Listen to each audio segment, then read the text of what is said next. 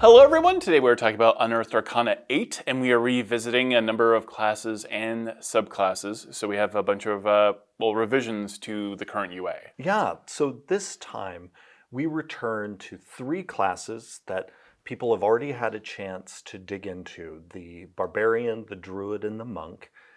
And we dug into the feedback we got on all 3, and most of what was going on in the 3 classes was pretty solid, especially also in the subclasses, but still there was more we wanted to get out into the world with these 3 classes to get people's feedback on them.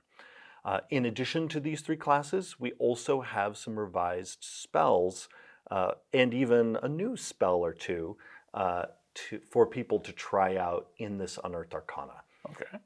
But yeah, let's dive into the Barbarian first. Yeah, let's go into the wait, they don't get a spell? Yeah, how's the Barbarian doing? So the Barbarian overall is doing really well, but in the last round of playtest feedback, it was clear that there were a few pain points still in the class, particularly in light of some of the new features that we have introduced through this process in other classes. So people saw some of the new functionality in the Rogue and in the Fighter and elsewhere in our class design. And the feedback we got basically was, what about the Barbarian? We heard you. And so we have come back this time with a Barbarian that you're going to be familiar with. Most of what the class has been doing for the past few Unearthed Arcanas, it's still doing here, but with several critical changes. One, having to do with rage, is we've now changed the rage feature so that you always regain an expended use of rage on a short rest. Playtesters rightly pointed out that over this process, we've made sure that every class has a good reason to take a short rest, except for the core Barbarian. Some of our Barbarian subclasses have had for a while good reasons to take short rests, but the core class didn't have a powerful reason for it. And so now we've addressed that. We've made it so that the Barbarian will get a rage back on every short rest that they take. But we went further. We have seen for a while that feedback on the brutal critical feature that has been in the Barbarian since 2014 has had sort of a shaky reception.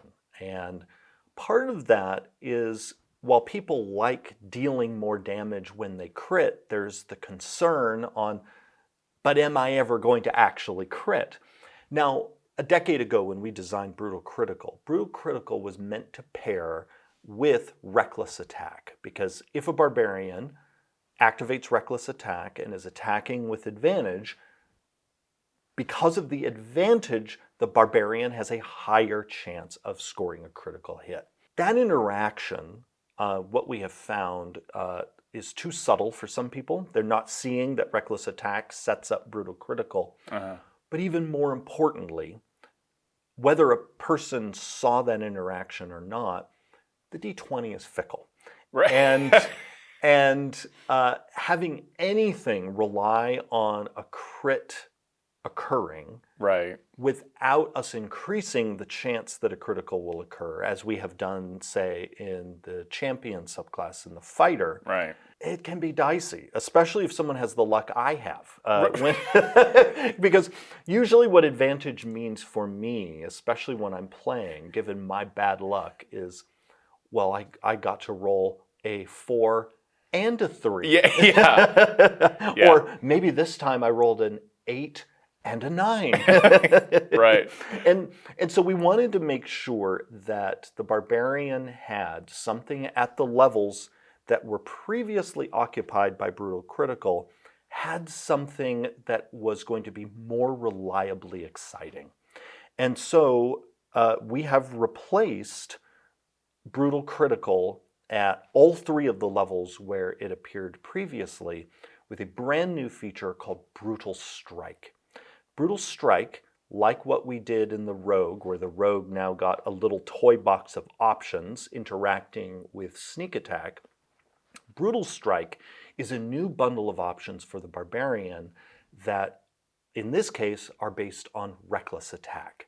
Essentially, what that lets you do is if you've decided to fight recklessly, you now have the option, using the Brutal Strike feature, of foregoing the advantage that it gave you to deal more damage Oh, interesting. and to potentially also add on a carry-on effect, whether it's to hurl a person far away, Nice. lower their speed, and then at higher levels you get more options where you can lower their defenses, you can make it so they can't take opportunity attacks because they're so addled by your weapon strike, that sort of thing. And so you now have this choice of what's more important to me.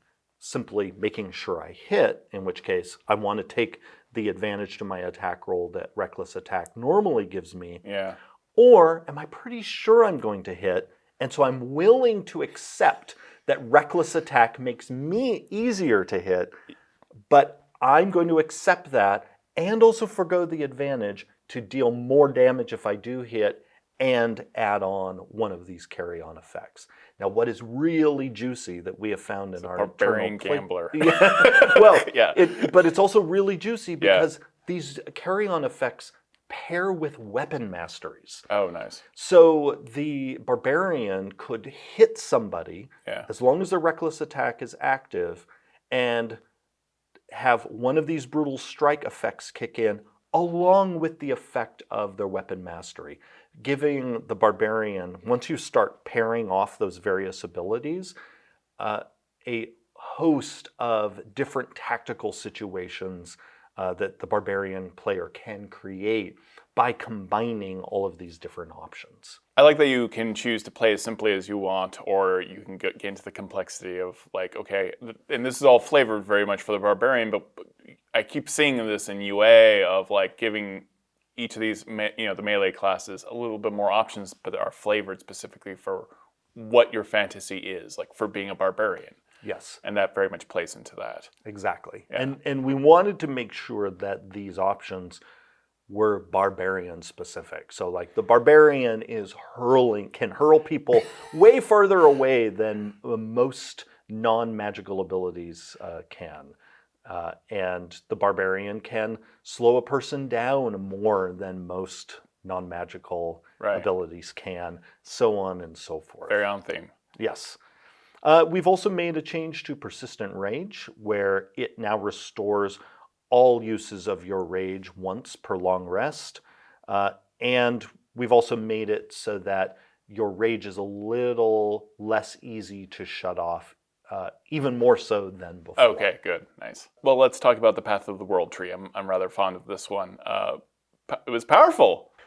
Yes, and so thankfully, Path of the World tree got a thumbs up the last time we sent it out. But definitely it could use some massaging, not surprising given that it's a brand new subclass. And so we have done some of that work here in the new version that appears with the revised Barbarian. What we've done is we've gone through each of the subclasses' features and tuned them up in various ways.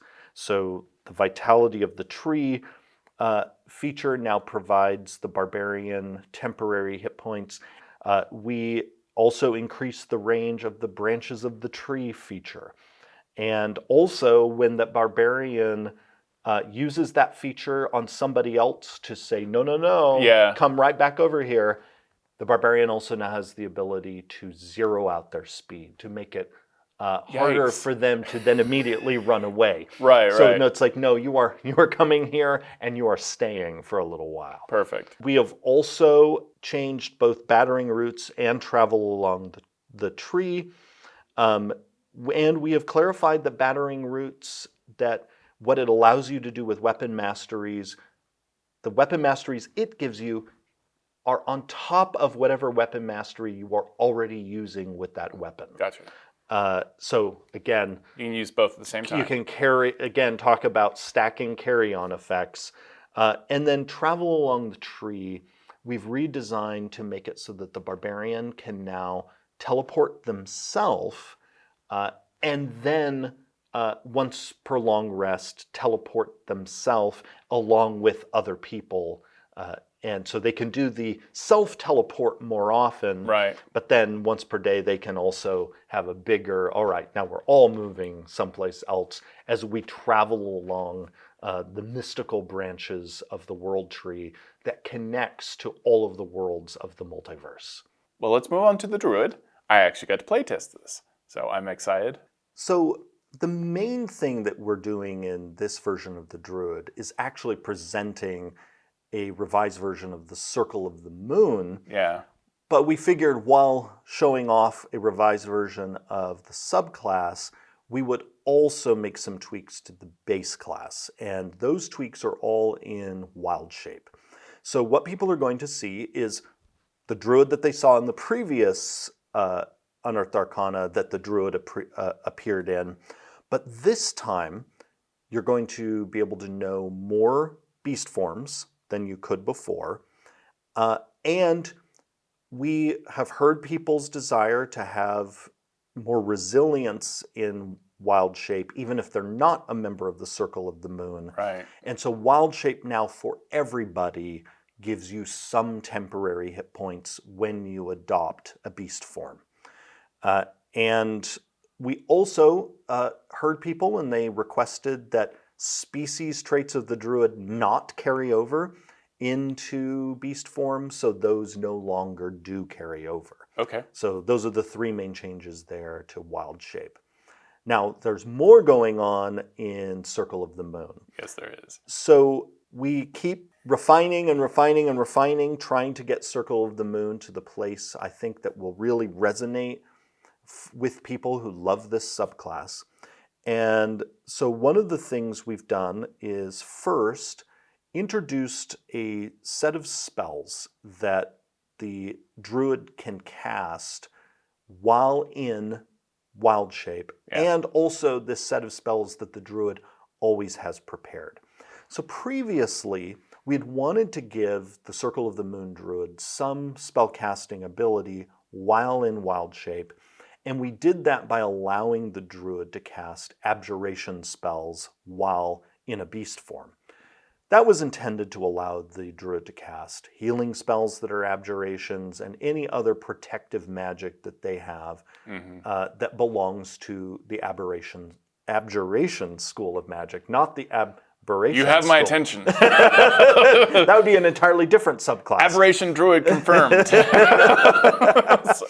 That approach of allowing the Druid to cast abjuration spells just wasn't landing for people, and understandably, partly because many people have a hard time even keeping in their head, well, what are all the abjuration spells that I might want to cast? Druid players are not as accustomed to caring about spell school as, say, wizard players.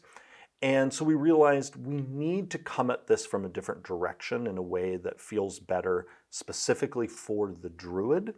And we also wanted to make it so that there would be a suite of spells that the Circle of the Moon Druid has access to always without having to worry about making sure they've even prepared something that they're capable of casting while they're in a beast shape. And so we've solved that by giving Circle of the Moon Druids this list of spells that they always have prepared and that they can cast whether they're in their regular druid form or in beast form. We've got pretty exciting spells in here that I love. So the spells are a mix of things from Cure Wounds, because just like in 2014 and in our previous Unearthed Arcanas over the past year and a half, we want the Circle of the Moon Druid to be able to do some healing while they're in beast form. And that's whether to heal themselves like they could in 2014 or heal others. So one of the things we're doing here is trying to shift things so that the Circle of the Moon Druid can also heal other people while in a beast shape. But this has also given us the opportunity to make sure you actually have some moon-themed magic always available to you when you're in beast form. So you're going to always have access to Moonbeam and be able to cast it while you're in beast form.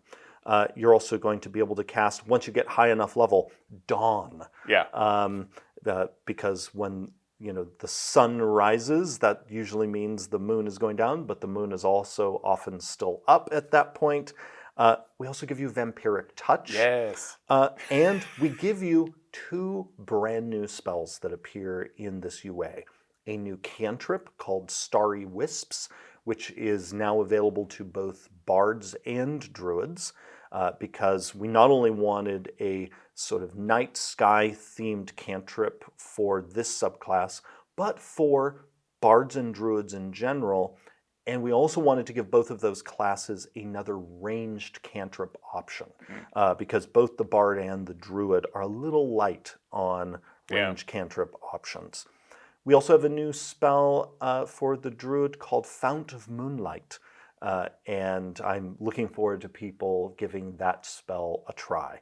So all of that combined means that the Circle of the Moon druid is going to have a variety of sky and moon and star and sun And spells. Vampiric Touch. And Vampiric Touch. Well, and creepy. Yeah, to be able to harness while they are in their beast form. Perfect. But wait, there's more. Yeah. We also have made it so that your base AC when you're in beast form can be even higher than before. So you now have the option that when you adopt a beast form to simply have an AC that equals 13 plus your wisdom modifier. We're doing this because often the stat blocks that the druid player will select might have a pretty lousy AC, especially for a druid who is higher level. Yeah. What this helps ensure is that the druid has an option at a higher level of adopting an AC that is more appropriate for them.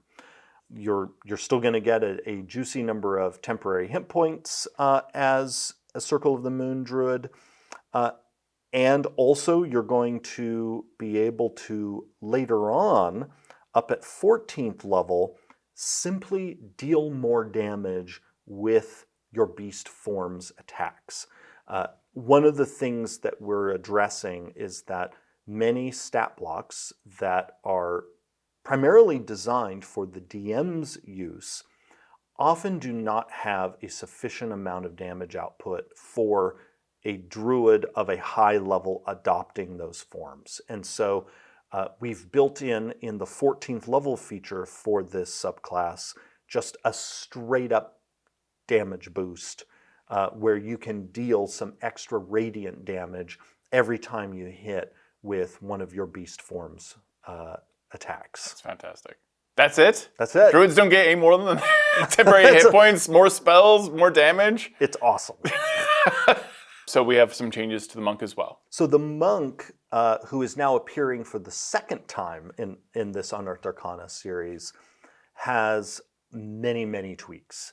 And we got fantastic feedback on the class the last time, along with feedback on the Warrior of the Hand, which is the subclass that appears in this UA.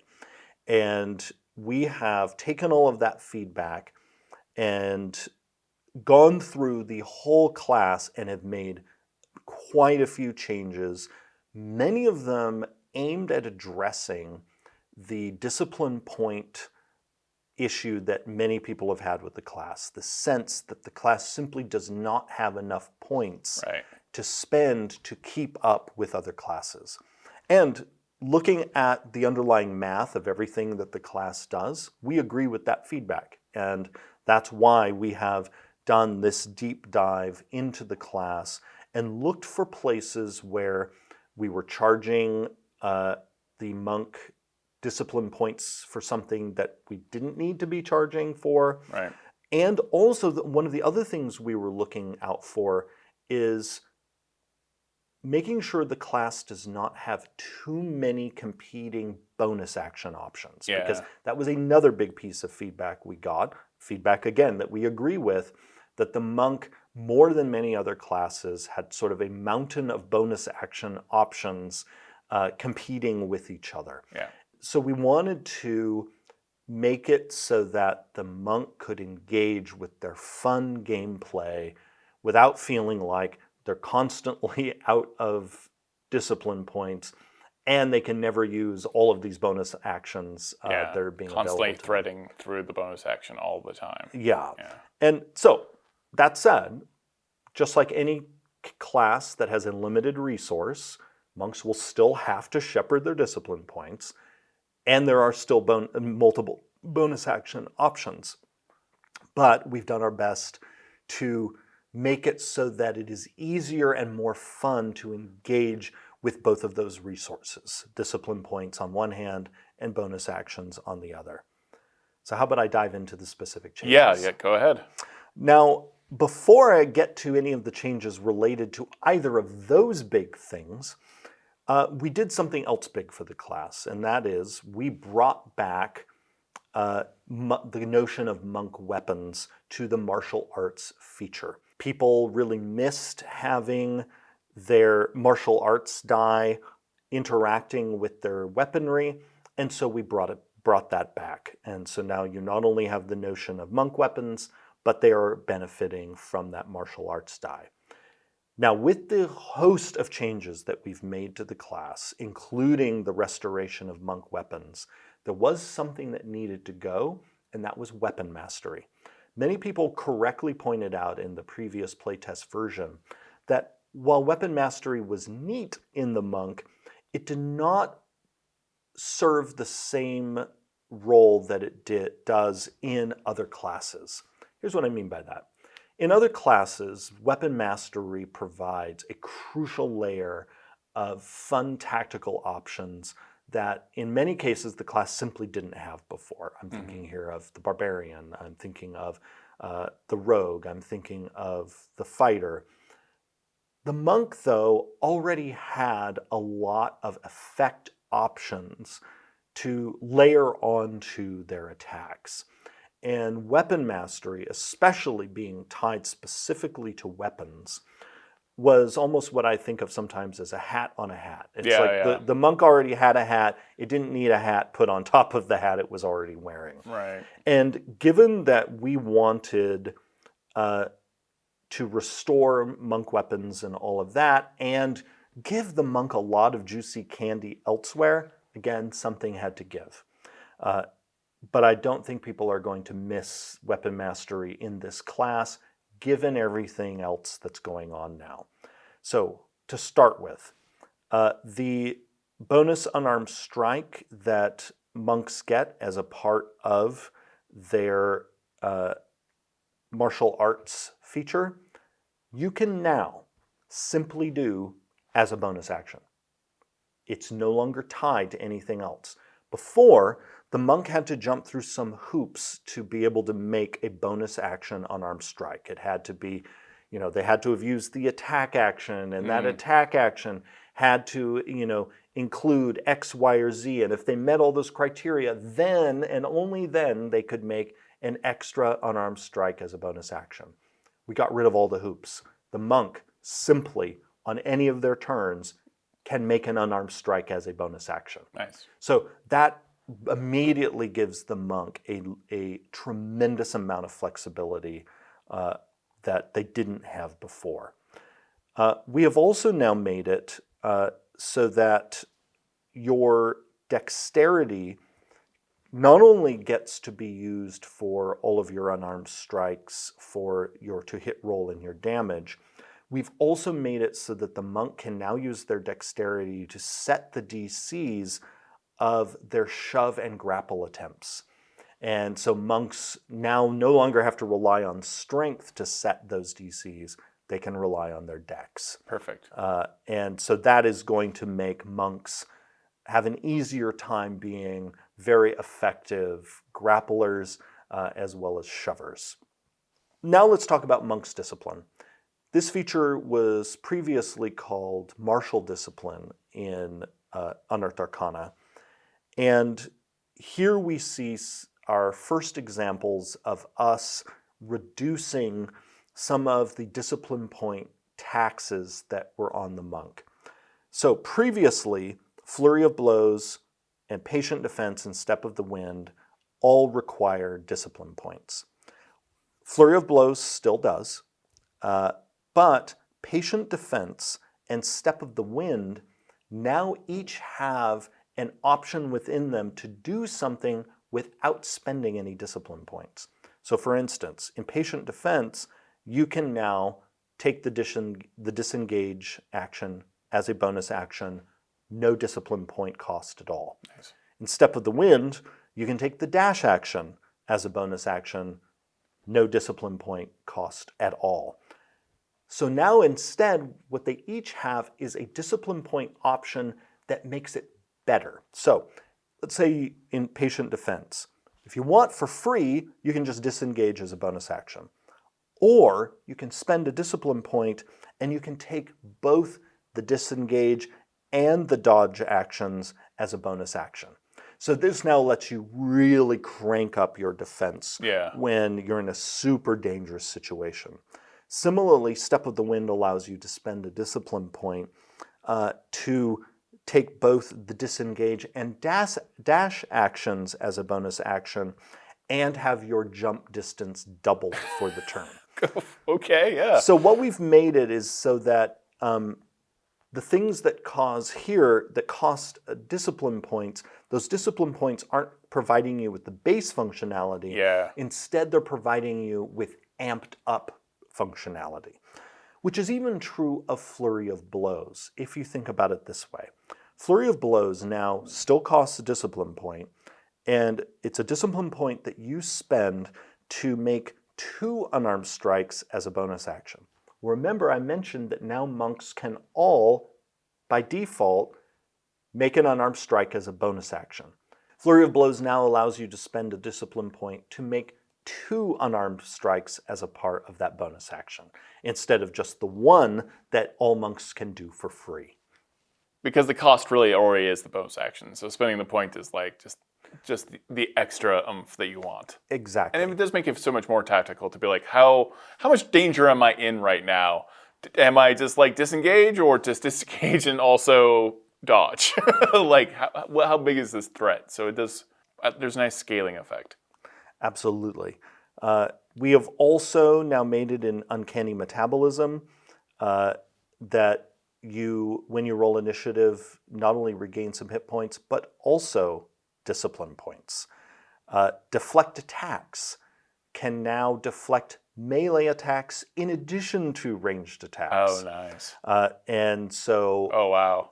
Someone can come up and the monk can like swat their sword strike into themselves or somebody else. That's amazing. I love it.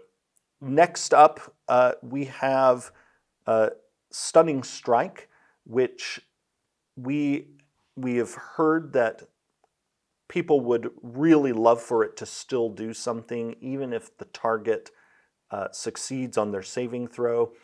And so we've now made it so that when you use Stunning Strike, even if they succeed on their saving throw, the target is going to take some force damage. Nice. So that you always know you're going to get something when you decide to use Stunning Strike. You might not succeed at stunning them, but you will at least succeed at still doing some nice extra damage. We have also made it so that a few of your features that before required bonus actions now don't require any kind of action at all. So, for instance, Self-Restoration, which before required a bonus action to remove some undesirable conditions, you can now simply activate that feature at the end of your turn, no action required. We have also made it so that your Superior Defense also does not require any kind of action for you to activate. You can simply have it activate at the start of your turn. And we have also made Perfect Discipline, which gives back discipline points. We've made it a bit more generous in how it functions. And at 20th level, we now have a brand new feature called Body and Mind, which simply lets the monk crank up both their dexterity and wisdom scores up to a maximum that is nicely above 20. And so the monk gets to join the barbarian in having a capstone ability where they get to have a base ability higher than normal. And specifically, the two ability scores that monks care most about, dexterity and wisdom. Is that it? So I haven't even gone into every single detail. There is so much here. So I recommend Looking at the UA? yes, people look very carefully at the design note on the base class that lists all of the main changes that we've made here. But there are also some tweaks in the Warrior of the Hand. We've made it so that the Wholeness of Body feature in the Warrior of the Hand doesn't require discipline points for its healing. The Addle option in the Open Hand technique no longer requires a saving throw. And Fleet of Step has been improved. And also Quivering Palm now interacts a little better with your other attacks. So again, a number of quality of life improvements here. Also, you see again that continuing theme of looking for places where we can stop charging you discipline points unless it's necessary for us to. I think when people play both the Warrior of the Hand that's presented here along with the base class, you're going to see the monk that we've been seeing in our internal playtests, which really feels like the monk firing on all cylinders. For some reason in this metaphor, the monk is now a car. Yeah. But it's a really fast car. That doesn't have to worry about action economy nearly as much. So, yeah. Okay, that's fantastic. So again, this is Unearthed Arcana.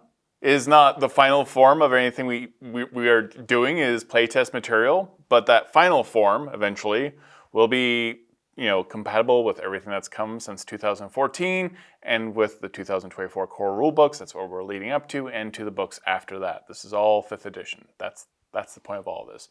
Even if you don't think the UA is like completely compatible right now, that's not the final form. So we are heading towards the 2024 rules. Absolutely. And as we move from the playtest versions of various elements of the game, we dive into our finalization of those elements, and a part of that finalization is ensuring that they are indeed compatible with the adventures you already have for 5th edition, as well as for the material that is coming after. And that threading of the needle is a big part of the work that we're doing internally now, is making sure all the new options are super fun, but that they also will slot in nicely with the game that we're all already playing. So we got some new spells. Yes. So we have not only some new spells. I mentioned before the Fount of Moonlight and the Starry Wisp for the Druid, as well as for the Bard. But we also have some revised spells here. And those spells fall largely into two categories. Some healing spells, as well as some conjuration spells. Now with the healing spells, a number of these spells are very highly rated when we look at satisfaction scores. Spells like Cure Wounds and Healing Word and Mass Healing Word. But we have also fairly consistently gotten the feedback that people would like some of that baseline healing to feel more impactful.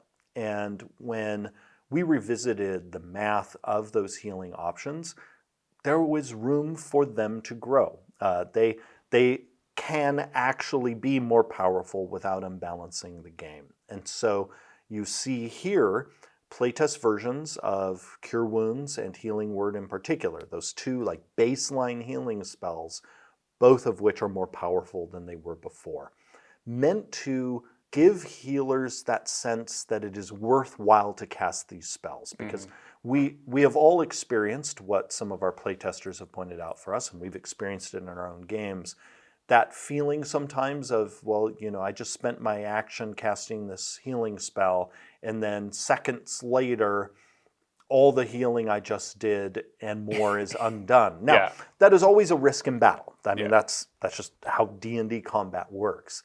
but we want to make it so that there's at least a better chance that the healing that you did will help the person, gain a little bit of breathing room. And so that's what you're going to see here in these playtest versions of those spells. So I mentioned the other category of spell that we have made some revisions to, and that is a group of conjuration spells that in the 2014 Player's Handbook summoned various creatures to the battlefield to assist your group. Now, in the 2024 Player's Handbook, we are going to be including the summoning spells that we designed for Tasha's Cauldron of Everything. Yeah. Those summoning spells were very popular, and they work extremely well as combat summons of, I need this fey creature or this undead creature or this aberrant creature to show up and help us now, and you have some customization options in those stat blocks. So all of those spells that appeared in Tasha's Cauldron that summoned creatures will be in the 2024 Player's Handbook. But because those spells are moving over, it created a bit of an identity crisis then for the conjuration spells that were already there that also summoned creatures to the battlefield. And those spells have often created some gameplay headaches because of how open-ended they are in their 2014 form. For anyone who's not familiar with the 2014 version of those spells, it's basically like, choose a creature of this type at this CR or multiple creatures of that type at this other CR. There's some math. Yes, so on and so forth. Those spells in many ways have been superseded by the Tasha's Cauldron summoning spells. And so we wanted to come up with a new identity for those other spells that were in the 2014 book, because again, they're going to be accompanied by all those juicy summoning spells that have a stat block and a creature shows up and fights for you. So we have the summon spells from Tasha's, but then again, we have these other spells that all have a name of like conjure something, like conjure fae, conjure woodland beings, conjure animals. And so these new conjuration spells, rather than having a stat block that shows up, instead you conjure forth really cool magical effects that are themed to the type of spirit that you were conjuring forth. Those spells always involved conjuring a spirit forth. It's just before those spirits popped into a physical being that had a stat block. Again, that ground is now covered by the summoning spells. Yeah. That's what people associate summoning with, is I'm summoning this concrete thing here. So with these new conjuration spells, instead of summoning this concrete critter with a stat block, you conjure forth the spirit, but it stays in its spirit form and does neat things that wouldn't normally be done by that physical thing over there with the stat block. So if you have ever been playing a druid or a wizard and would love to have something at least a little reminiscent of, say, the cleric's spirit guardians, Right. Well, now you can, because we're letting some other of our spellcasters in on that fun of being able to conjure forth these spirits that stay in their spiritual form and assist you. And so what that now means is the druid, for instance, could summon a beast with the summon beast spell from Tasha, or could conjure forth some animal spirits to assist them, and you have very different effect options with those two tracks. Whether you're deciding, I want this physical buddy to show up, or instead, I want a sort of spirit buddy or multiple spirit buddies to show up and instead create some kind of ongoing area effect that will assist me and my companions. So you now have, with this new approach, two very distinct paths that you can go down, and you can mix them up. As you prepare your spells, you can prepare both kinds of spells, and they now do very different things. Nice. Any other spells? There is also a new power word spell here. Okay. Yes, we wanted another power word spell like power word heal that was helpful rather than harmful. And so there is a new power word spell called power word fortify that bards and clerics get. Oh, nice. And it is a way to give a person a mountain of temporary hit points. So if you just want, I need you to be just super duper protected, Yeah. that is what power word fortify is for. Oh, that's cool. As always, people should play test the material. We need your feedback. The best way to do that is to take the survey. Obviously, we are aware of social media and comments and stuff like that, but the best place is always the actual survey itself. Thank you. Our team digs into those survey responses, and they have been immensely helpful as we have all walked this road together toward the revised core rulebooks. All right. Thank you so much for telling us all about this stuff. I'm excited. Thank you.